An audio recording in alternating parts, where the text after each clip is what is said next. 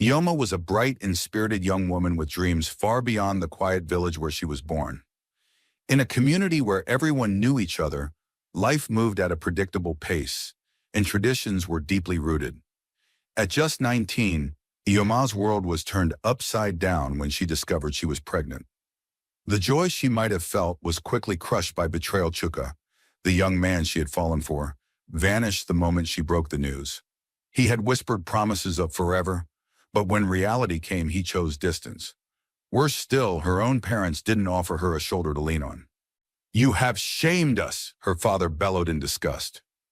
Her mother stood beside him in silence, the weight of disappointment etched into her face. Within days, Ioma was cast out, banished by the very people who had raised her. The villagers turned cold. Whispered insults followed her everywhere. Who would marry her now? A girl with no husband and a child on the way? But Ioma wasn't one to crumble under shame. Though wounded, she packed her few belongings into a worn-out bag and walked away from everything she'd ever known.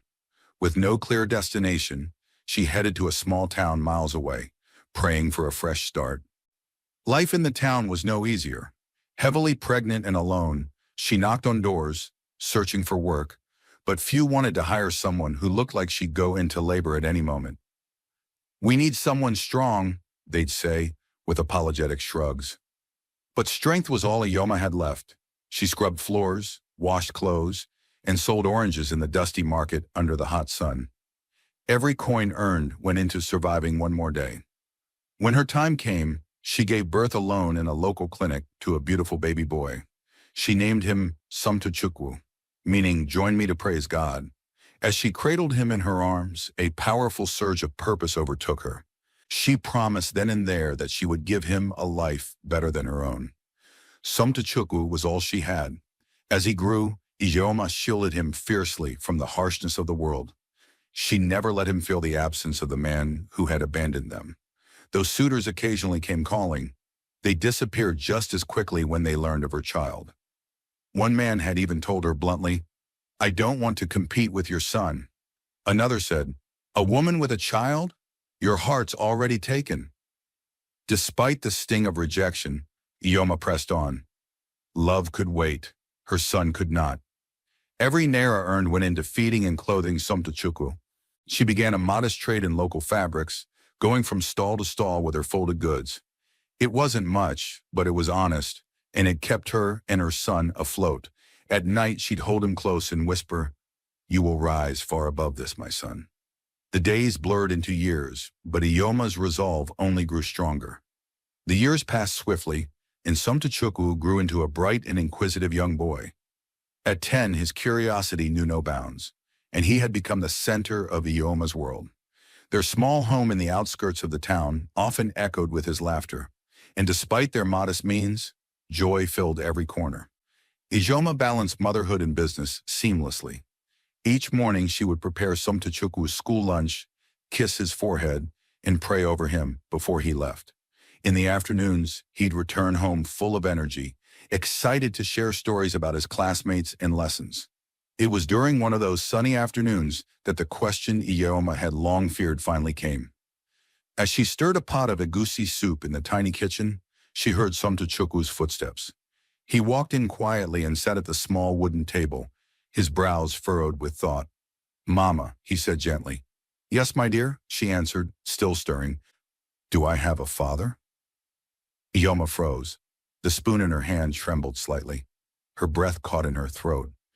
She had always hoped he'd never ask, that perhaps the love she poured into his life would be enough. But here it was, the question she had buried deep in her heart. She turned around slowly and met his wide, innocent eyes. Pulling out a chair, she sat beside him and held his small hand in hers. "You do, Somto," she said quietly, "but he's not here with us." "Why?" he asked. Taking a deep breath, Ijeoma began. "His name is Chuka. When I told him I was pregnant with you, I thought he'd be happy. But he wasn't. He said he wasn't ready to be a father and didn't want anything to do with us. I begged him to stay, but he walked away." Somtochukwu was silent, absorbing each word like a sponge. Ijeoma continued, her voice calm but heavy. "After that, My own parents turned their backs on me. I had to leave everything behind to start over. I haven't seen Chuka since. I don't know where he is or what his life looks like now." A long pause followed. Then Somtochukwu reached across the table and hugged her tightly. "It's okay, Mama," he whispered. "You're the best parent in the world. I don't need anybody else."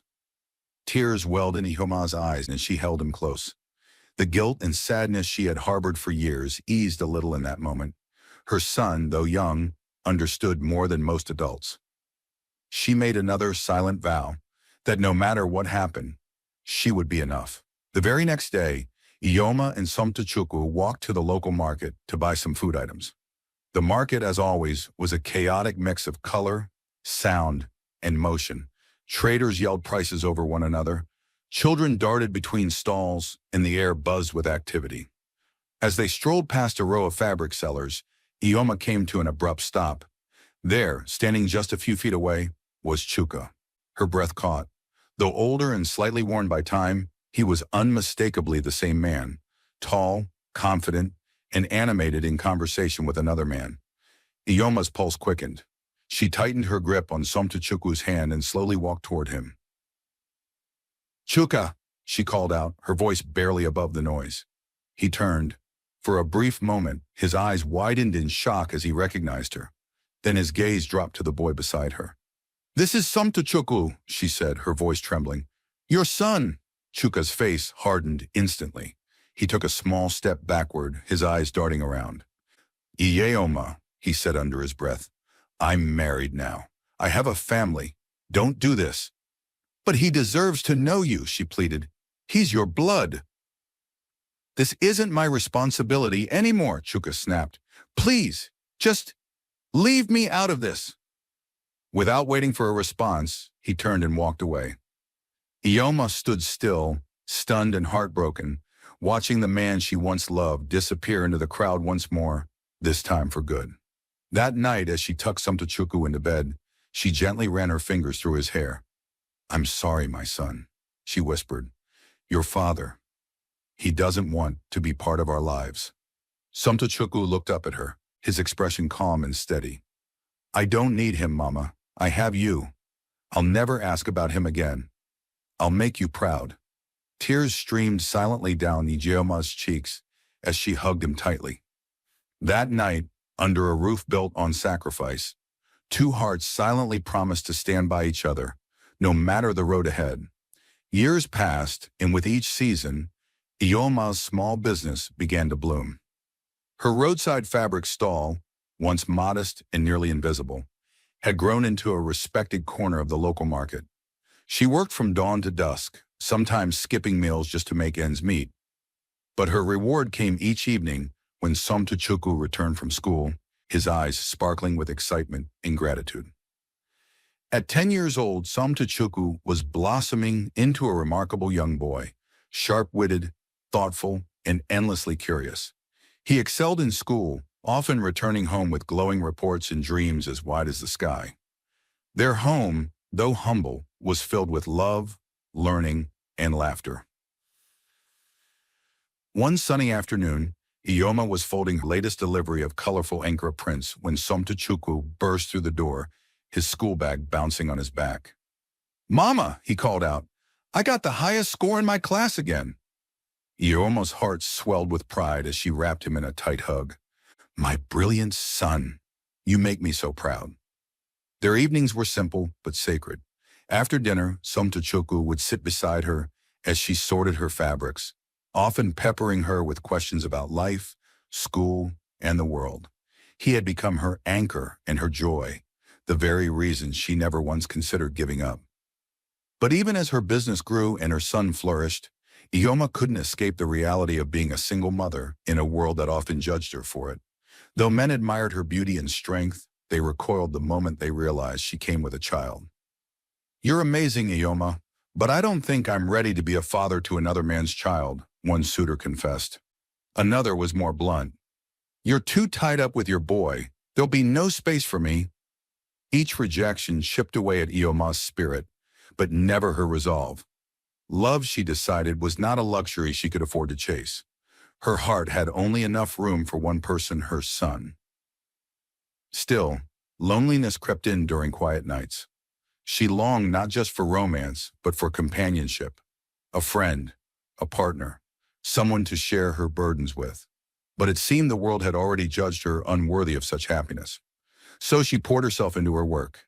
With patience and consistency, she expanded her fabric trade.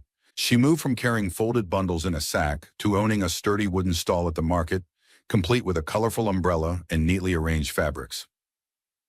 Somtochukwu often accompanied her there on weekends, helping customers and handling small calculations with impressive accuracy. "You're going to be a great businessman one day," she teased, "and I'll buy you a mansion when I'm rich." He grinned back. On one such weekend, after they had closed up shop and were walking home with their day's earnings safely tucked in a purse, Somtochukwu skipped a few steps ahead and turned back to her.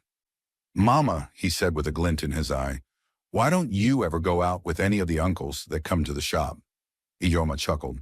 "Because none of them are serious." "But don't you want someone to love you?" he asked, his voice earnest. Iyoma paused, looking at her son, who had grown so much in what felt like so little time. "I have someone who loves me," she replied, smiling softly. "You." They continued their walk home in silence, the golden rays of sunset stretching their shadows long against the dirt path. Iyoma didn't say it aloud, but in her heart she whispered the same promise she made the day he was born. "I will give you the life you deserve, even if I have to walk this path alone." As time pressed on, Iyoma's days grew busier, her routine rooted in rhythm. The little shop flourished, and her son, Somtochukwu, had blossomed into a confident, intelligent young man. At 17, he was taller than she was, with his father's jawline and her fire in his eyes. He was excelling in school and had begun showing a sharp interest in technology and entrepreneurship. Teachers often said he was destined for greatness. One day after school, Somtochukwu bounded into their home, the screen door banging shut behind him. "Mama, guess what?" he said, dropping his backpack with a thud. "What is it, my dear?" Iyoma asked, smiling as she set a pot of rice on the stove. "I got a scholarship. A tech institute in Abuja wants to take me in for their innovation program during the holidays." Iyoma's hands froze mid-motion.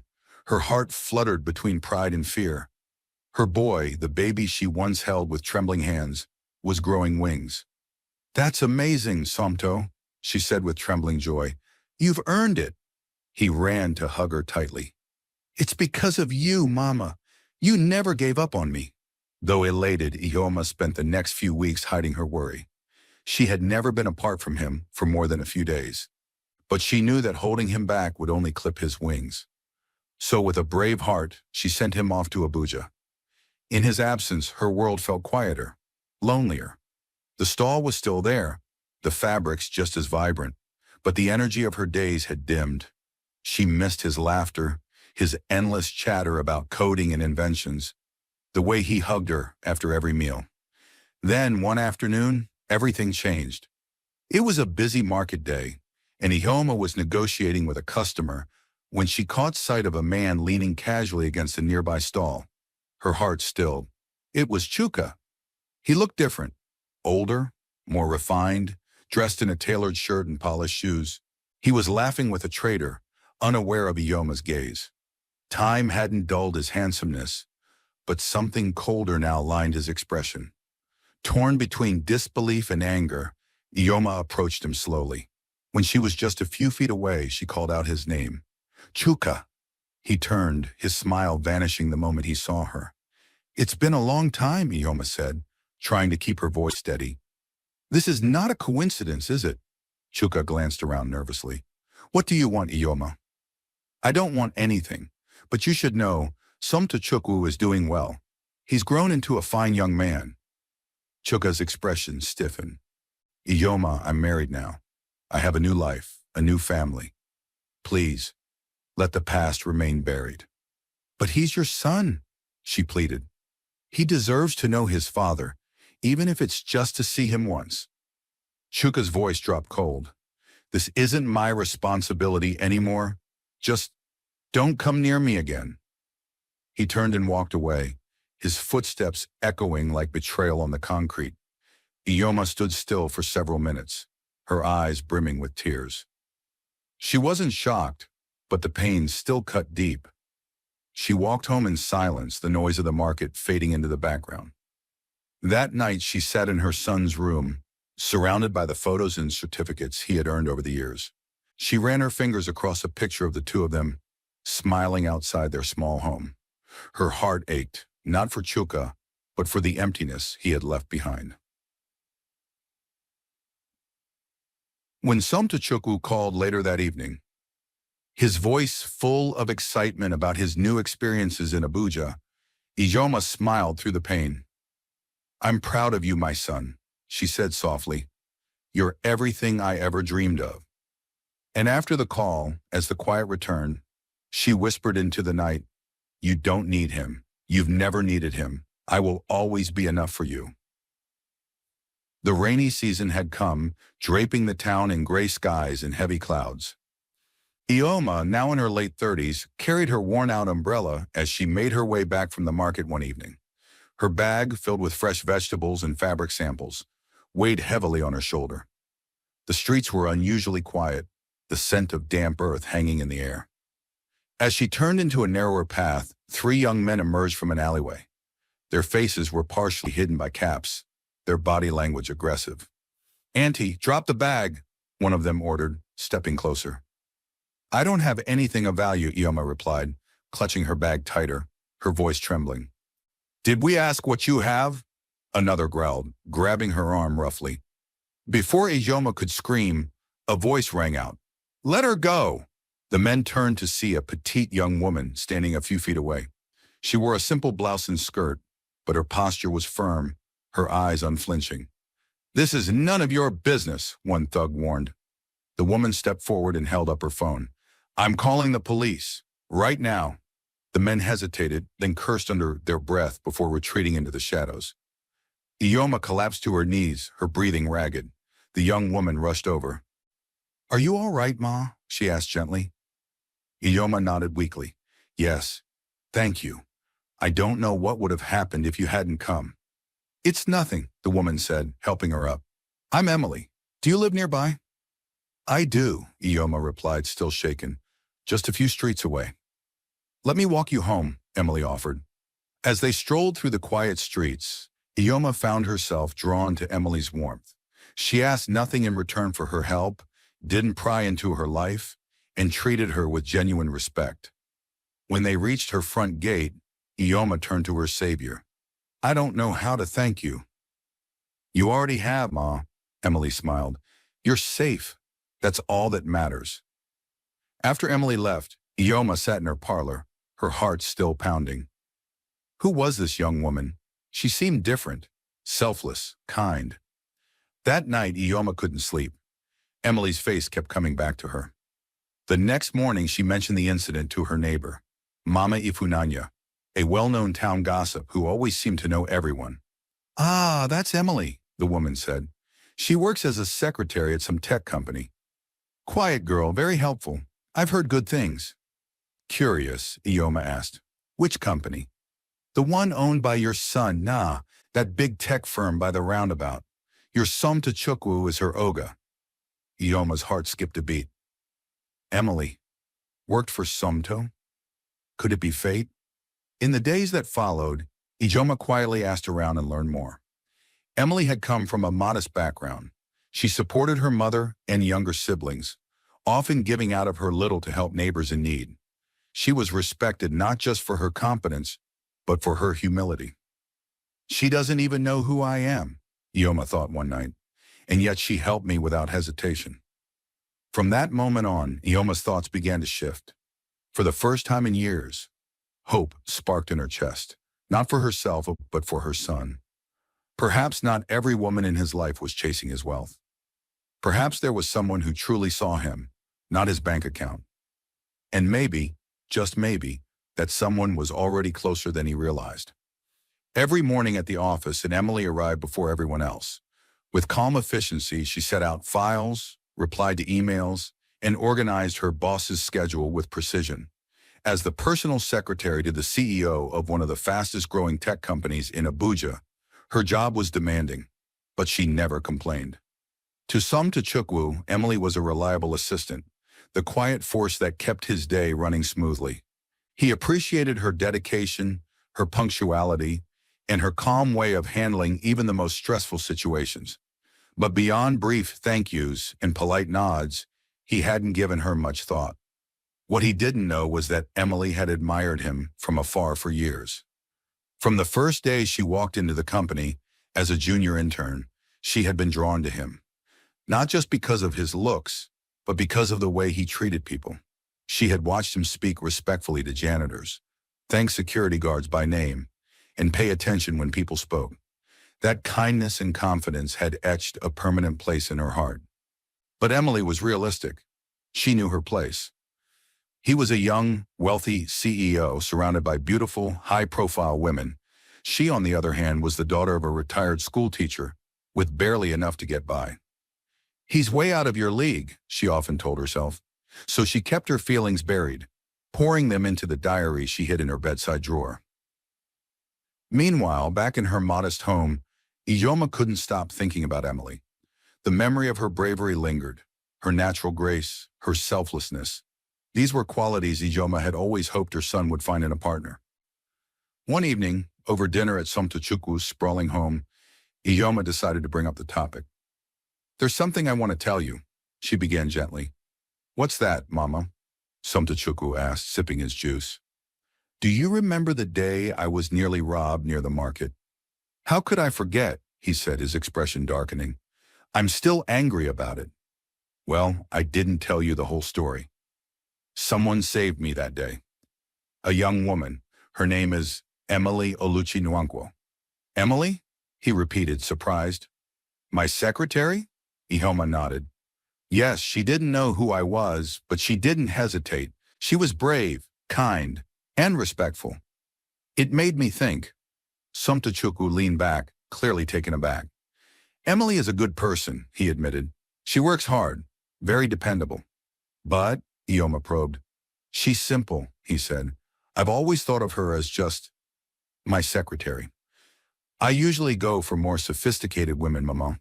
Women like Jane." Ihoma smiled faintly but held back her judgment. "Sophistication is fine, my son, but what makes a good wife isn't jewelry and designer clothes. It's loyalty, humility, and love. I saw something in Emily that day, something I haven't seen in many of the women around you." "I hear you, Mama," he said, "and I respect your opinion. But Jane is special too. I'm sure you'll like her once you get to know her." Ihoma gave a small nod but said nothing more. Still, her heart remained heavy. That night, she stared at the ceiling long after Somtochukwu had gone to bed. She wasn't trying to interfere, but as a mother, she had learned to see things her son couldn't. And Jane didn't feel right. There was something about her that felt too polished, too rehearsed. She turned her thoughts back to Emily, the girl who had no reason to help a stranger, yet did. The one who walked with quiet dignity, even in a world obsessed with wealth and image. Ihoma made a quiet decision that night. She would keep watching, observing, and maybe, just maybe, find a way to open her son's eyes, not with pressure, but with truth. Days turned into weeks, and Ihoma found herself growing increasingly uneasy about Jane, the sophisticated woman her son was so taken with. Though they hadn't officially met, every time Jane came up in conversation, Ijoma's instincts bristled. She couldn't shake the feeling that something was amiss. Her unease deepened when Somtochukwu casually mentioned during a dinner visit, "Mama, I think I'll propose to Jane soon. I've been planning a private dinner at the house. She's everything I've ever wanted." Ijoma's fork paused mid-air. "You haven't introduced her to me yet." "I will, Mama, soon. She's been swamped with work lately, but she's amazing, beautiful, confident, and well-spoken. You'll love her." Ijoma forced a smile. "I look forward to meeting her." But that night, her thoughts churned. Beautiful, confident, sophisticated. Those were the very traits that had always drawn women to her son's wealth. and she had seen how they faded when the money wasn't at the center. Later that week, Somtachukwu went ahead with his plan. He invited Jane over to his mansion for a candlelit dinner, pulled out a velvet ring box, and proposed. Jane gasped with delight, tears welling in her eyes. "Henry, yes, yes, of course." He slipped the ring onto her finger, and they embraced, but deep in his chest, Somtachukwu felt a flicker of hesitation, his mother's voice echoing in his mind. "Are you sure she loves you for you, not just your money?" Still, he pushed the thought away. The next day, he told Iyoma the news. "Mama, she said yes." Iyoma smiled, but her eyes didn't light up. "Congratulations, my son. I'm happy if you're happy." But she wasn't. She couldn't rest until she knew the truth about Jane. Too many women had tried to charm her son with smooth words and false affections. And now, with his fortune and status growing more public, Iyoma feared he was walking into a trap. So she came up with a plan. One evening, as they sat together in the garden, she turned to him and said, "I need to know if this woman truly loves you. If I'm to support your marriage, I have to be sure." Somtachukwu raised an eyebrow. "How?" "I want to move into your house, but not as your mother. I'll pretend to be a maid.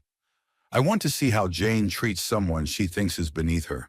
You can tell a lot about a person by how they treat those who serve them." Somtachukwu sighed.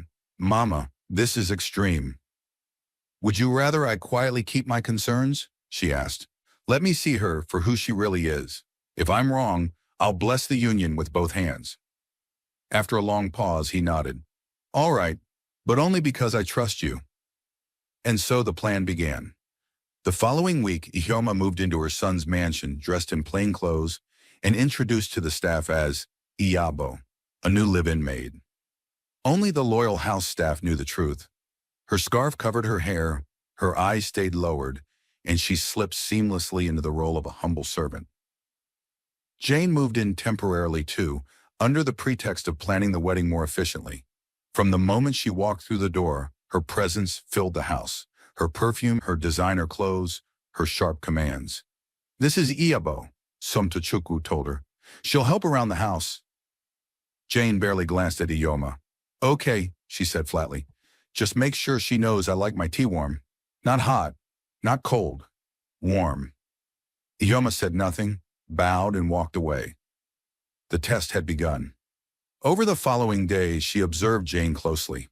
She watched how Jane barked orders, ignored greetings, and looked through her as if she were invisible. "Iyabo, why is this table not wiped?" Jane snapped one afternoon.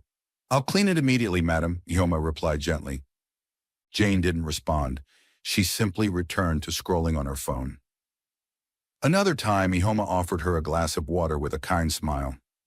Jane took it without a word and placed it on the table like it was beneath her. No acknowledgement. No thank you. The breaking point came one evening during dinner when Somtachukwu deliberately raised his voice to further the charade. "Iyabo, this food is cold," he yelled, slamming his fork down. Iyoma bowed her head. "I'm sorry, sir. I'll reheat it." Jane didn't flinch. She kept eating, didn't say a word in defense of the maid being scolded unfairly. Later that night, in the quiet of the servant quarters, Somtachukwu came to her. "You were right, Mama," he whispered. "She didn't even blink when I shouted at you. It's like you weren't human to her." Iyoma placed a hand on her son's arm.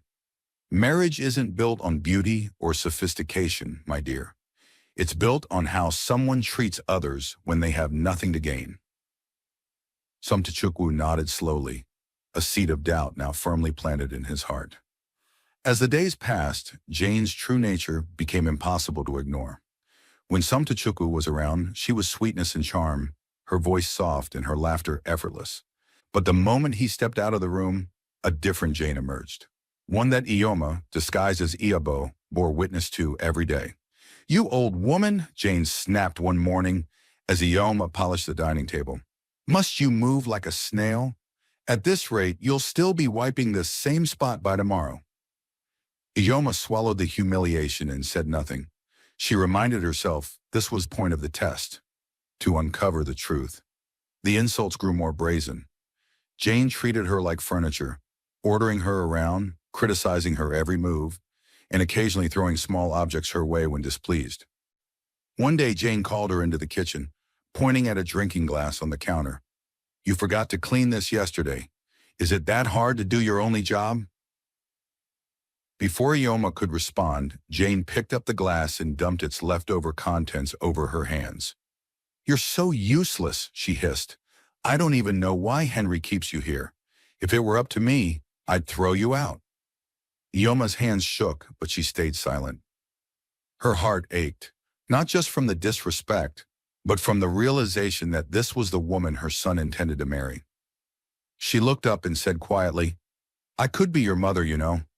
Please, just speak to me with a little respect." Jane sneered. "My mother could never be some broke, wrinkled housemaid. Don't compare yourself to her." That evening, fate brought a twist. Emily arrived at the mansion to deliver some important files Somtochukwu had forgotten at the office. When Ioma opened the door, Emily's face lit up with recognition. "It's you," Emily exclaimed. "The woman from the market." Ioma smiled, touched by her warmth. "Yes, my dear. I help around here now." Just then, Jane's voice sliced through the air. "Iabo, what are you doing? Get back to work." Emily paused, watching as Ioma scurried toward the living room with a tray of tea. She followed discreetly and stood quietly as Jane launched into one of her tirades. "You're pathetic," Jane said, not even glancing at Ioma. "Henry should have replaced you weeks ago. You're slow, useless, and always in the way." Emily stepped forward. "Excuse me," she said firmly. "Don't you think you're being a little harsh?" Jane turned, startled. "And who are you to tell me how to speak to my staff?" "I'm someone who believes respect should be shown to everyone, regardless of their job," Emily replied. Jane scoffed. "This woman is a maid. If she can't handle a little criticism, maybe she shouldn't be here." Emily's eyes softened as she turned to Ioma. "Ma, if you ever feel unsafe or mistreated, please, you can come stay with me." Ioma's heart swelled. She blinked back tears. The contrast between Emily's compassion and Jane's cruelty was stark. Jane rolled her eyes. "You've said enough. If you're done preaching, please see yourself out." Emily didn't budge. "Kindness is never out of place. Maybe you should try it sometime." Jane barked, "Get out!" Emily retrieved the file and turned to Ioma. "Please don't hesitate to call me. No one deserves to be treated this way." As she walked out, Ioma stood frozen, overwhelmed by a wave of emotion. Emily had no idea who she truly was, and yet she had shown her more respect and dignity in a few minutes than Jane had in all the days she'd lived under the same roof. That night, Ioma sat on her narrow bed and wept, not from pain, but from clarity. She now knew the truth. Jane's beauty masked a heart of ice, while Emily's quiet strength was wrapped in humility. Her son needed to see what she had seen. And soon. The morning after Emily's unexpected visit, Ioma awoke with purpose burning in her chest. She had seen enough. Jane's mask had slipped long ago, and what lay beneath was nothing but cruelty and greed. But Emily, humble, kind, and brave, had stood tall in defense of a stranger. It was time to open her son's eyes. Later that afternoon, Jane sent Ioma to the market to buy groceries. It was a task she didn't mind, one that gave her time to think. But just as she returned to the mansion's gate, she realized she had forgotten the scarf she used to shield her face. She turned back swiftly and entered the house quietly, hoping to retrieve it before anyone noticed. That's when she heard Jane's voice. "I can't believe this," Jane hissed from the living room. "I'm pregnant, and I can't even tell Henry because we've never slept together." Ioma froze behind the half-closed door. Her heart pounded. "All because of his precious mother," Jane continued bitterly. "Wait till marriage," she says. "Wait till the right time." "What right time? I'm losing him." There was silence, and then the faint voice of a woman on the other end of the call. Jane's friend. "What do you mean put something in his drink?" Jane asked, her tone alarmed but curious. "Are you serious?" Ioma leaned closer, her stomach twisting.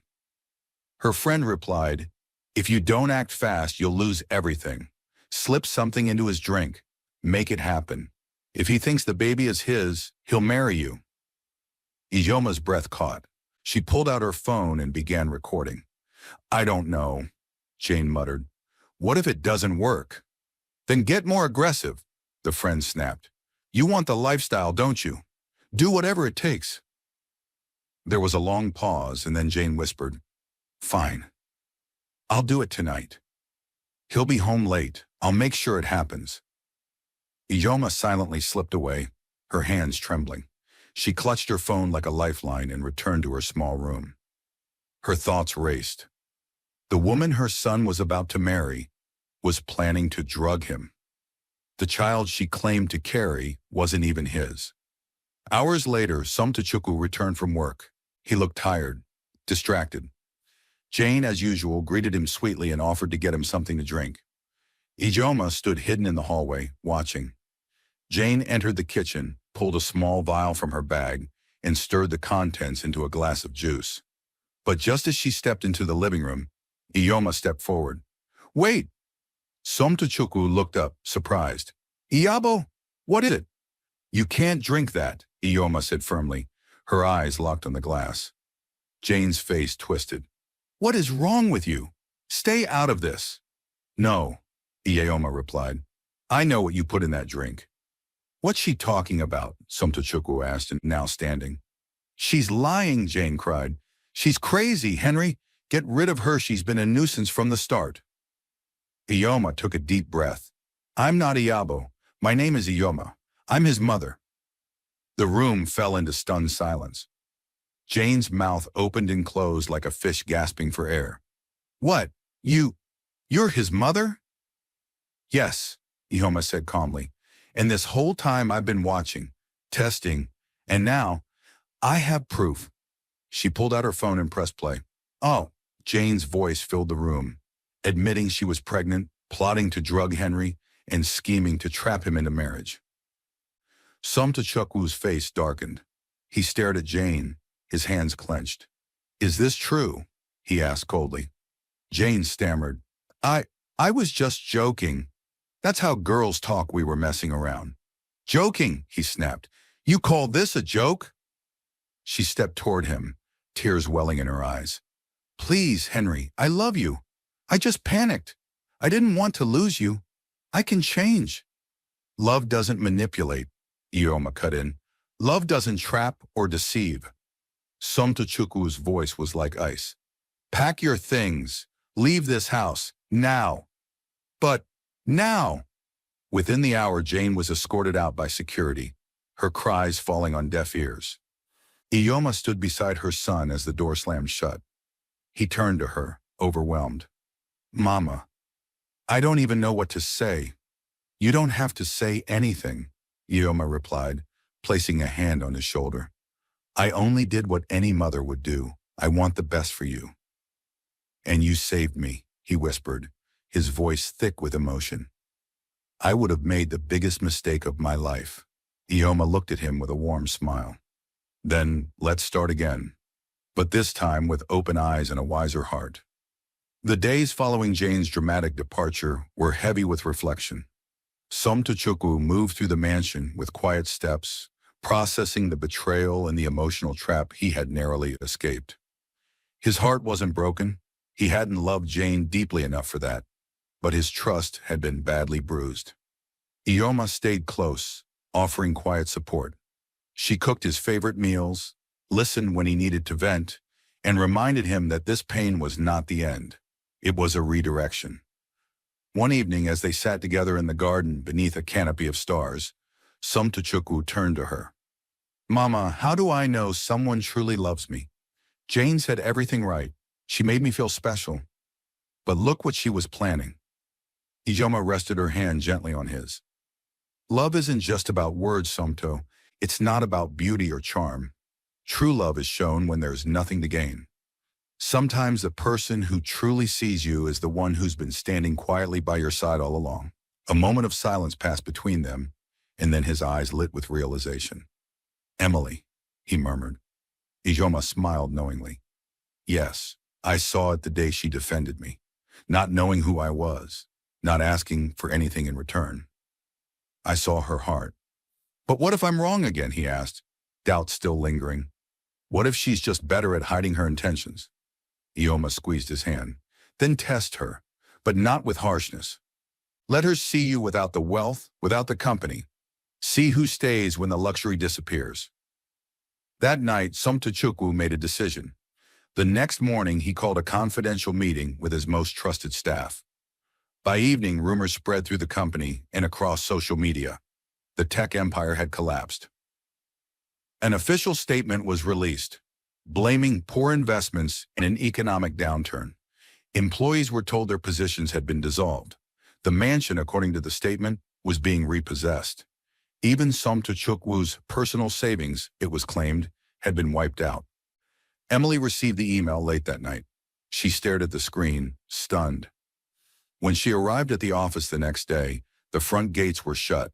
Confused and disoriented, she turned to leave only to find Somtachukwu waiting by a parked car, dressed in simple clothes. "Emily," he said. "Sir, is it true?" she asked softly. He nodded. "It's all gone. I lost everything." Her eyes filled with worry. "I'm so sorry. I can't believe it." "I understand if you need to walk away," he said. "I don't have anything to offer you anymore." But Emily stepped forward and took his hand. "I didn't work for you because of your money. I respected you because of who you are. If you need me now, I'm here." In the following days, Emily proved those words. She brought him meals, helped him pack, sat with him in his new, modest apartment, far from the mansion, and listened patiently as he planned how to rebuild. She never complained, never once asked when the money would come back. Instead, she gave her time, her warmth, her hope. Late one evening, as they sat in his small living room, Somtachukwu turned to her. "Why are you still here?" he asked, his voice barely a whisper. "Everyone else vanished.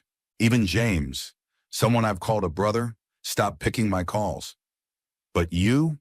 Emily hesitated, her eyes lowering. "Because I've loved you for a long time, Somto. Not for your status, but for how you treat people, for how you always say thank you, even when no one else does. For your dreams and your heart. I just never said anything, because I thought you'd never notice someone like me." His breath caught. "You've loved me all this time." She nodded. "I know I'm not glamorous or rich, but I'll always be real." Somtachukwu reached out and took her hand, his voice thick with emotion. "You've already given me more than I ever asked for, Emily, and now I know without a doubt that what you feel is real." They shared their first kiss under the dim light of that small room. It wasn't surrounded by glitter or wealth, but it was sincere, and to both of them, it was perfect.